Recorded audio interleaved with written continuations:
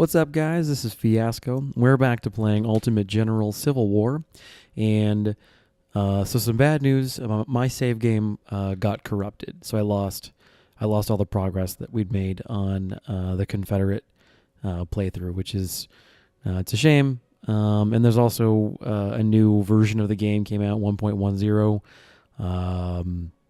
There's some tweaks to the game. Mostly, it's just AI cleanup stuff and some bug fixes, but it the best way for us to go forward, I suppose, is to jump into a new Let's Play. So we're going to do it the Union this time, and the Union has lower quality recruit troops. So it's going to change to a degree what our playthrough strategy is going to be. We're still, however, at this phase, prioritizing getting Recon 4. And we do that, you'll see in the battle, and then I have to bounce here between economy and politics. And I'm going to lean towards politics because economy is a more powerful late game stat. And I'll get into what these all do in a little bit here. I don't think training is useful for the Union because my intention is to purchase predominantly recruits. Politics gets you more money and more soldiers, and economy makes your guns cheaper. I don't view the logistics skill as particularly useful, and as a result, I'm going to lean towards politics. So, create my general. We have politics 3, which is a buff of 7.5% to our income in dudes, a discount to guns 2.5% via the economy stat, no veteran recovery via medicine, and no discount to new veterans via training. Army org of 1, what you start with, and that's the size of the army. We're going to jump into the tutorial. There's like 1.5 million videos of this particular battle, so we're going to be pretty fast and loose here. And my intention with this Let's Play, now that I understand how to record sound, is we're kind of going to jump in and basically treat the Confederate Let's Play as sort of my training wheels, I guess, right? So that's the best way to take a look at it. So here, new player to this game, is the UI of the battle of the game while it's happening. So we start off in the Union campaign with 1 brigade, Zook, and 2, the game calls them brigades, but I feel like that's an inaccurate. It's 2 units of skirmishers, Schaefer and Stockton, and then your avatar, Fiasco, here on the screen. So skirmishers are going to be loose order infantry, and it's just somebody with a carbine or a sniper weapon, and they don't fight in close ranks like heavy infantry would. They're excellent for scouting. They're excellent for use in dense terrain like this, forests and that kind of thing, to protect your flank and to scout the enemy. However, I generally feel like the skirmisher units don't really serve a significant function that couldn't be better serviced by mounted cavalry with carbines, which you'll see one of those later in the course of the battle. So the Confederates had a pair of skirmisher units sort of stationed in defensive positions on the top of this ridge. The game kind of wants you to march your dudes up that road and then get ambushed from the side. You saw briefly in the very bottom right there, Hexamer's skirmisher unit is coming at me. That's why I detached skirmishers from Zook's unit to sort of watch my rear. So I'm tangling with their skirmishers right now in this elevated woodline position. And the best part about these units is that very little of this force comes through with me to the remainder of the campaign. So I can be a bit more aggressive, and that's a great example of why this is an okay tutorial. You can make mistakes, and that doesn't really hurt you in the long run. And the casualties, to a degree, actually only help you because every person that dies on both sides of the battle might drop a musket, and that's a free weapon for you. So this little eyeball with that little red kind of ribbon hanging off of the bottom of it, that's a recon point, and they're pretty important. Watch what happens when Schaefer walks up to it, and then the ribbon turns blue. So now suddenly I can see a lot more, and that's because I control that recon point. Now with your left mouse button, you can drag the path you want them to walk, or you can just right click and the unit will walk in the nearest or the most straight line path. The most straight line in this game is not actually the fastest because terrain slows down your units, especially wooded terrain. So here's Bristow. Bristow's he's a cavalry unit. He's got carbines, and I'm going to be using them as sort of aggressive flankers or harrying forces. Now, I don't think that this game has any inherent bonus for walking on the road versus walking out in the open. Does, as far as I can tell, should be more or less the same. But I don't know. I remember playing Sid Meier's Gettysburg way the hell back in the day, and it incentivized using the road. So I really don't want Hexhammer or whatever running around in my rear, and so I am sort of pinning him from the front with Zook's skirmishers and Stockton, and then circling around his flank with Bristow with the intention of routing the unit, and then charging it until I can shatter it. So you see how the icon just turned white, and it routed. So that's essentially an indicator to the player that unit has low morale. And then I charge. I have it hotkey to the C button, but I charge Bristow at them. So even though they're not dedicated melee units, everyone can fight in melee, and broken skirmishers running mostly in the open are going to really give Bristow an opportunity to maximize the opportunity to get those kills. And so I just basically need to get Hexhammer. Once a unit is low enough in morale and takes enough casualties, like you just saw there, it will shatter. So the models are still there, but they're no longer an organized fighting force. The unit has lost whatever organized cohesion it may have had, and the men throw down their rifles and just quit the field. I am not sure if the player has an opportunity to loot those muskets or not. I would assume the answer is no, but I don't actually know. And so now we're moving into sort of the next phase of the battle. So notice in the top right of the screen, mission timer. That is in game. I have in 4 hours and 36 minutes in game. And that's, I don't know, it would be like, I think the time dilation is maybe 4-1. So I think maybe I have like an actual hour, to set up how I get across that bridge. So the game is asking me to cross from this side of the river to where the Confederate flag is located in the other part of the town. And the implied means to do that is to charge your troops into that urban block, which McHenry is currently occupying, and, duke it out in, I guess, street fighting. And now Henry puts up pretty pitiful opposition if you do just charge in there. So if you're playing a Union campaign, feel free to just march in there and, have at. You get some kills that way, and you can occupy the bridge. My intention, so let's presume you've not watched the Confederate playthrough. The general rules work here as well. So rule number 1, always have recons. While you've got units on those recon points, I think knowing where your enemy is worth more than anything else. And all the guns in the world aren't worth shit if they're in the wrong place.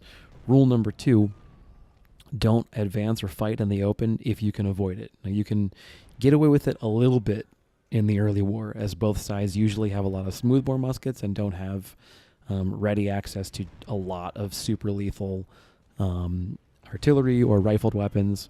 So this phase of the war, the first couple of missions before Shiloh, I'd say, you can treat it more like a Napoleonic battle. You can fight a little more out in the open. It's not as crippling.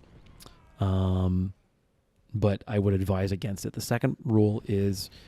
third rule, whenever you can, turn even an offensive battle into a defensive battle. So my army is predominantly posted up on this piece of woods, because to attack me, the enemy would have to come over a bridge into open terrain, and my guys would be firing from cover. There'd be a little bit of a position where they're coming at me uphill. This is a great place for my guys to be, and this is a chance for them to rest up. There's a chance for them to kind of recover their stamina, or in this game they call it condition. But every unit has morale, they have ammunition, they have condition, and you need to watch all those things in terms of how they fight. So we just broke route with concentrated artillery fire. He's going to come back, and that's exactly what I want him to do. He's going to try and come back and reoccupy those trenches, and I'm just going to keep on shooting at him. And what we're trying to do here is sort of if the enemy's not going to come to me, I'm just going to shoot them with cannons. I outgun them from an artillery perspective, and I'm trying to use artillery to sort of blast a hole open or blast an approach vector open. And so when the time comes that I've got 3 hours to do this. All right, so routes broken again. I now give the brigades the order to go forward, and as an addendum to keeping your engagements defensive in nature, minimize your time in the open and minimize your time maneuvering under enemy guns. So I give them the order to run, although that is usually something I generally advise against because it makes your guys tired. In this instance, I want them, in position first. Watching this in retrospect, I should have used the momentum I had to play with and pushed across the river right away. I was expecting Root to rally and try and occupy those trenches again, and then we would trade fire. But he didn't rally in a quick enough fashion, and this gets a little more messy than I would like it. So urban terrain, which we're going to be fighting in for most of this battle, is excellent defensive territory. Now, it's a historical truism pretty much in any era, but in this game, it treats all of those houses are basically just art assets, and the urban terrain, finger quotes, not that you can see that, is an area that is essentially all of that. That whole village there is one gigantic block of cover, and it slows down your units, and it makes your shooting less effective, and it gives significant cover bonuses. So look at Loomis's stats. He's got morale, cover, and condition. The cover's not great because we're out in the open, but once they start moving into the city, you're going to see that number ticking up pretty quick, and it acts as sort of armor essentially for your guys. So while I'm shooting at the enemy, I don't know the mathematical stuff behind it, but essentially there's a negative debuff attached to your attack roll that is the enemy's cover, and the type of cover matters. So notice there's a little house in the cover line, and if I ever click on Woods or Stockton or whatever, you'll see that their cover has trees next to it, and so there's different kinds of cover. You can use cornfields for cover, you can use all kinds of cool stuff for cover, and they give you ostensibly different bonuses. I haven't really mathed out what the differences are. So now Zook is pouring fire into their artillery. That's an excellent. Another rule for the players is always try and prioritize artillery. That's the big killer of the battlefield, especially at musket range. Infantry can kill infantry. It just maneuver intelligently and it'll be fine. But artillery can absolutely turn the battle. And now I'm going to try and maximize my access to urban cover for Walton, Zook, and Loomis as we move to take the town. So I could just camp here. The objective was simply to capture the flag. I've done so. I need to hold it for 16 in-game minutes, which will be, 4. But I'm again trying to maximize casualties. The game rewards a degree of what I'll call cautious aggression. So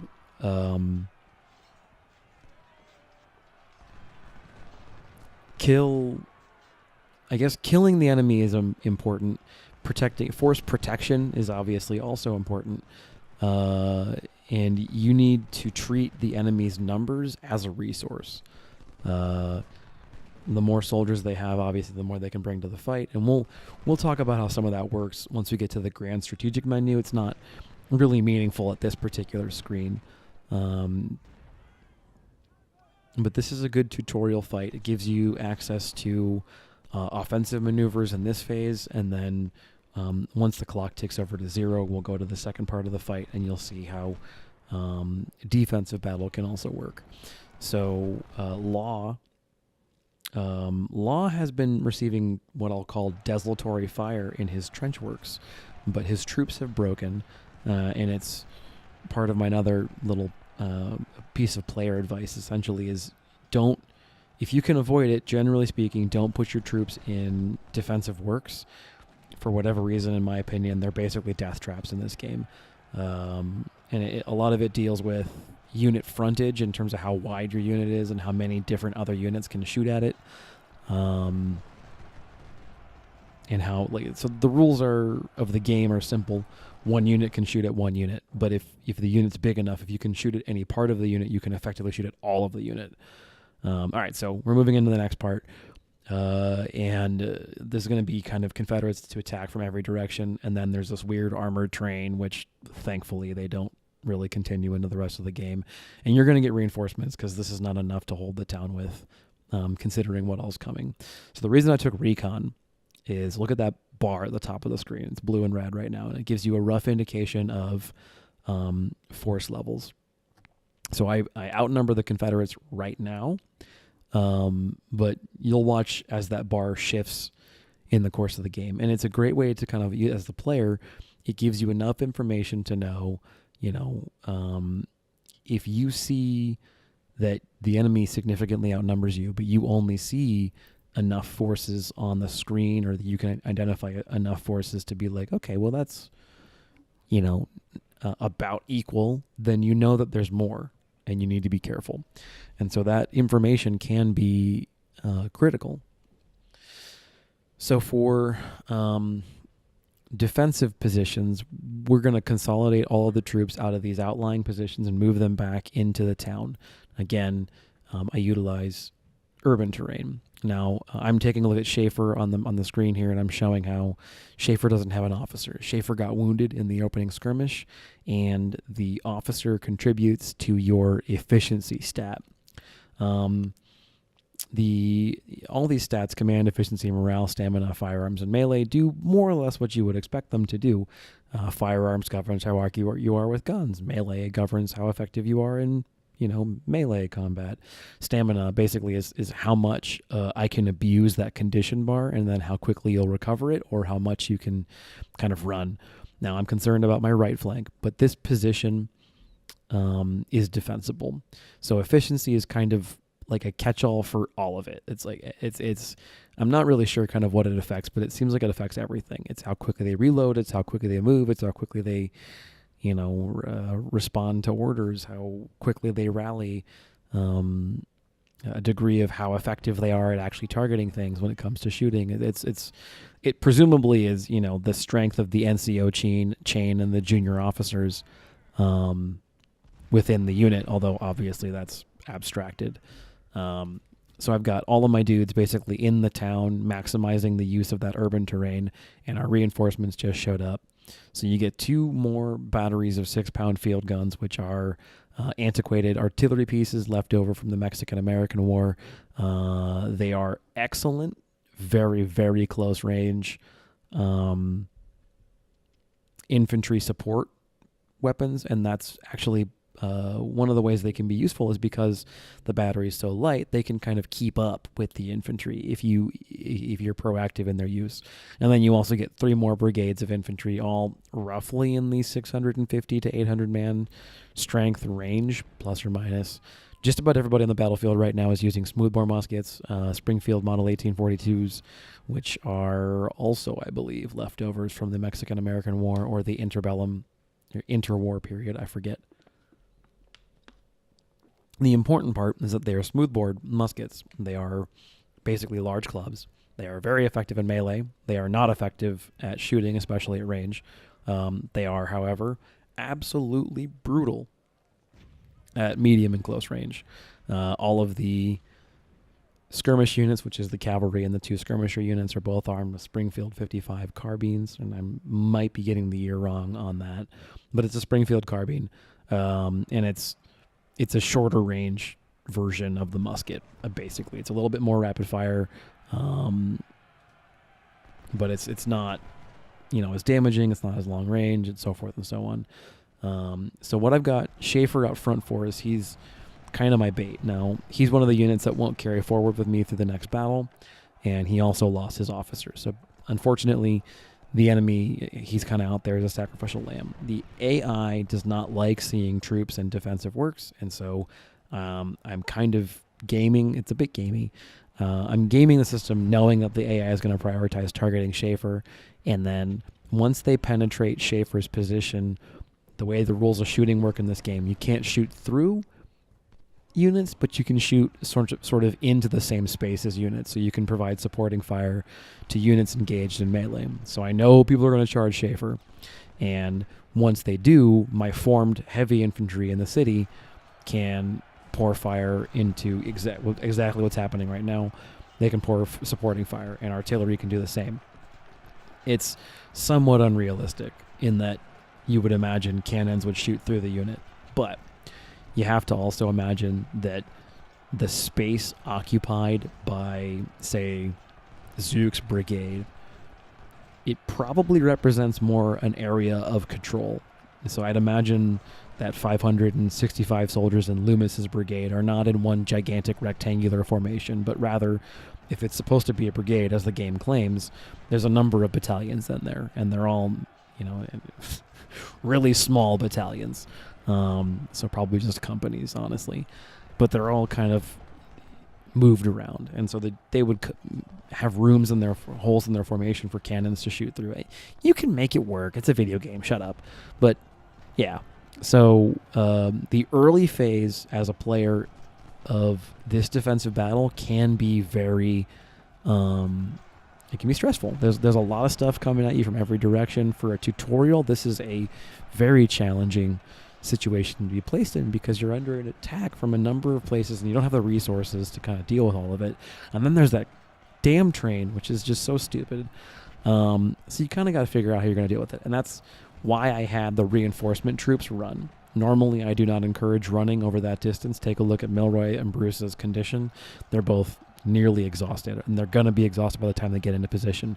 And you do not want exhausted troops in combat. But I needed that 1,800-ish guys in combat, or in supporting position now. You can see just how crumbly, how completely falling apart my front line is right now. And it's because the Confederates have so many units attacking from so many different directions that even though they're attacking over open ground, and even though some of them are smaller, some of the brigades are smaller than my brigades, that sheer quantity, it has a quality all of its own.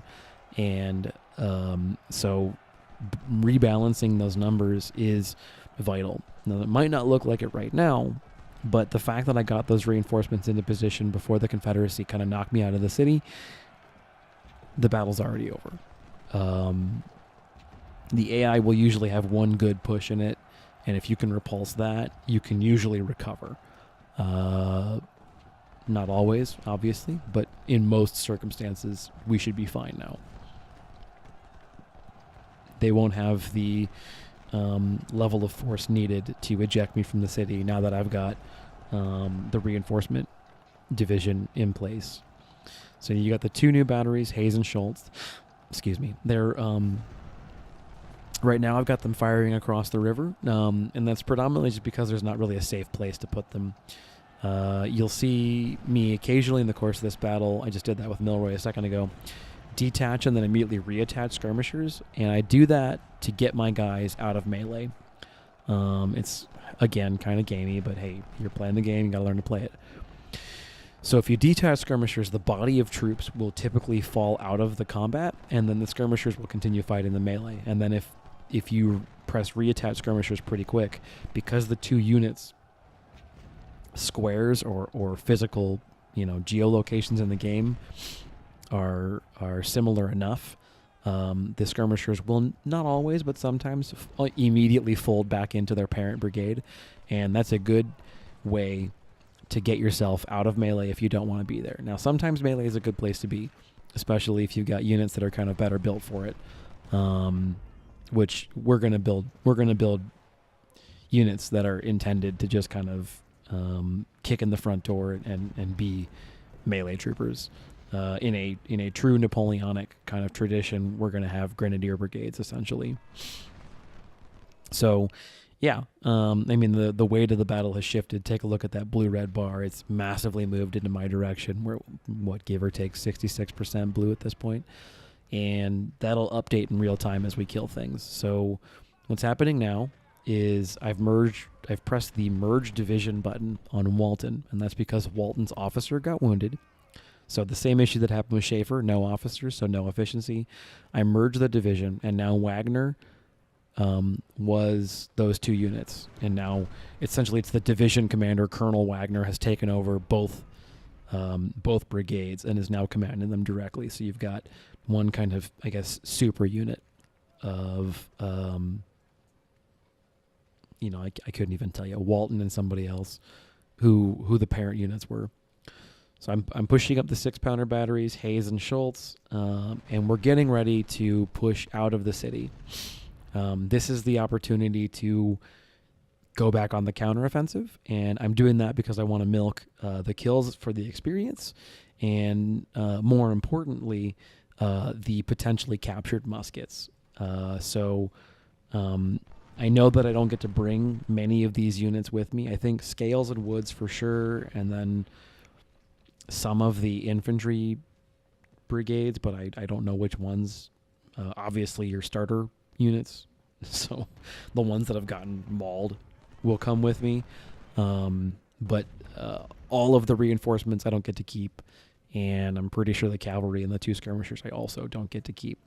So, I mean, we know we're going to need troops to build an army with. Going into the campaign leading up to Bull Run. So where are we going to get it? Off of fallen Confederate soldiers, and unfortunately also off of fallen Union soldiers.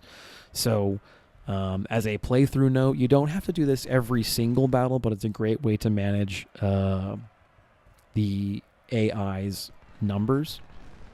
Is what I'm going to do now is I'm going to hunt down and try and shatter as many of these brigades as makes sense. Now, I think I get them all except for the cavalry, and I probably could have gotten the cavalry, but they're running too fast, and I don't know. It's just not really 120 some odd guys wasn't really worth it.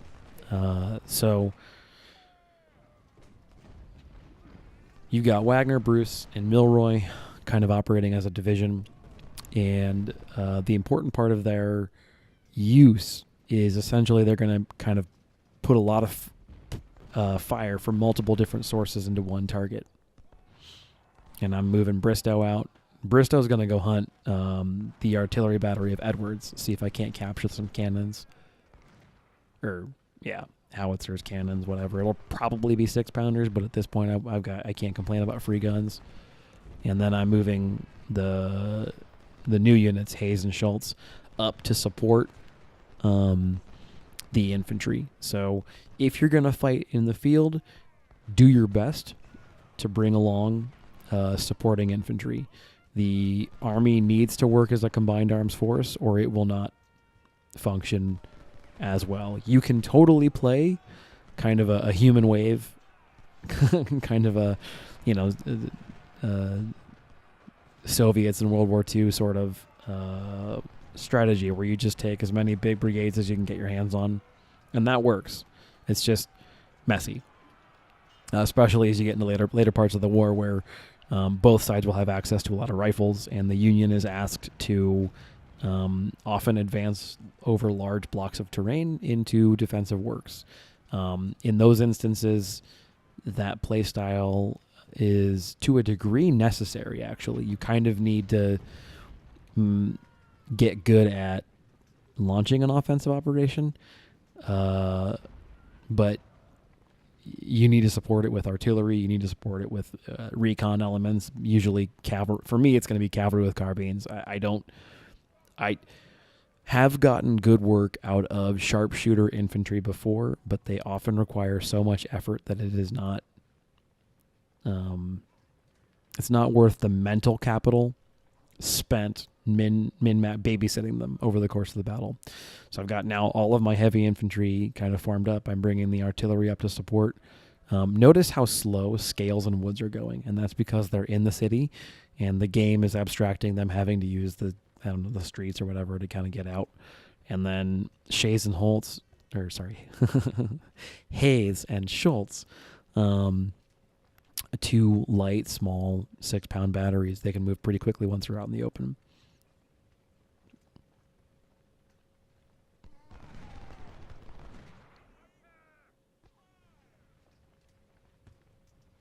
And you don't want to waste your artillery on skirmishers. I basically just kind of let skirmishers get caught in the crossfire. Someone will shoot at them and it'll be fine. Or if, even better, somebody will try. The skirmishers will get caught in melee and then just basically melt. That's the dream. So now we're going to, division advance.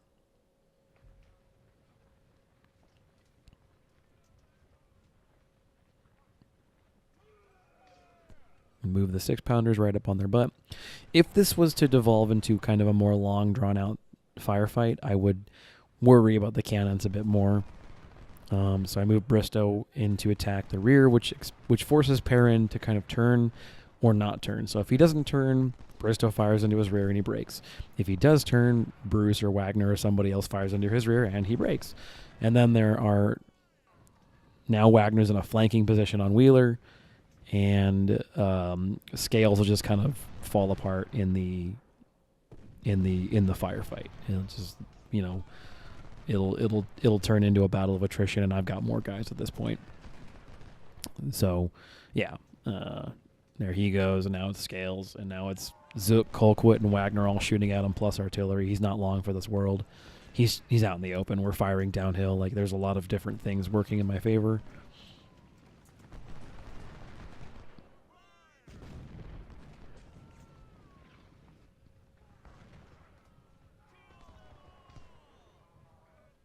And this is just mop up at this point.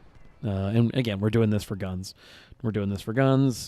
Some unit experience, but I don't think that many of these units come with me, so I'm not super duper worried about them getting unit experience in this fight. Plus, this is the tutorial. We're going to have plenty of opportunities to fight these battles out and to turn some of these troops from the wet behind the ears crappy Union recruits then into, elite soldiers.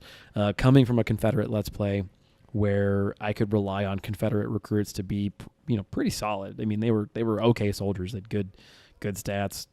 Even untrained recruits, I'm going to be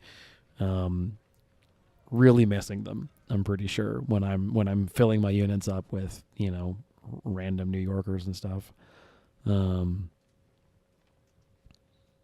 We'll get into naming conventions and all that kind of stuff and the stats that you look out for and whatnot as we get into the next videos. But the goals of this video, Let's Plays, will be kind of like, hey, here's my take on how to deal with some of these battles and also how to build an army.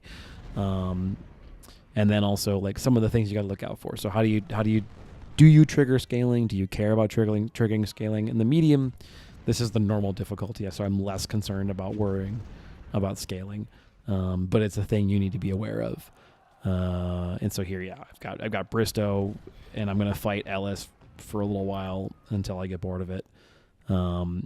Dismounted infantry fighting cavalry in woods get a bonus, so there's the officer gone now. And then I just kind of like, all right, we're good. So 1,200 and change Union cavalry casualties to 3,400 and change for Confederate casualties. You're looking for a minimum of 3 to 1. So no officer promotions would suck. So we captured 600 guns and some carbines and no cannons. Okay.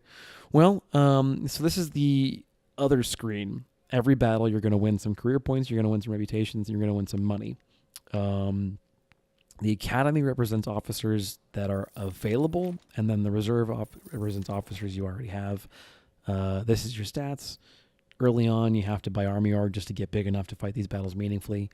I make it a policy of always buying the entirety of the academy so that I'm never shy of good officers, and I'm maintaining your bench of officers is important, especially as the army grows.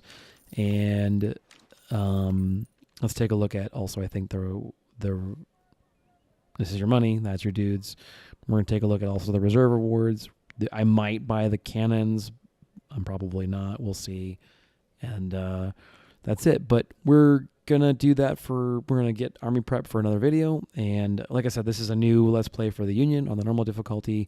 I am sorry about the Confederate file going corrupt. I'm not happy about it either. But you know what? I know how to use sound now, and the first couple episodes of the Confederate Let's Play were really rough to listen to. So hopefully this should be onward to better things. Thanks again for sticking around. This is Fiasco, signing out.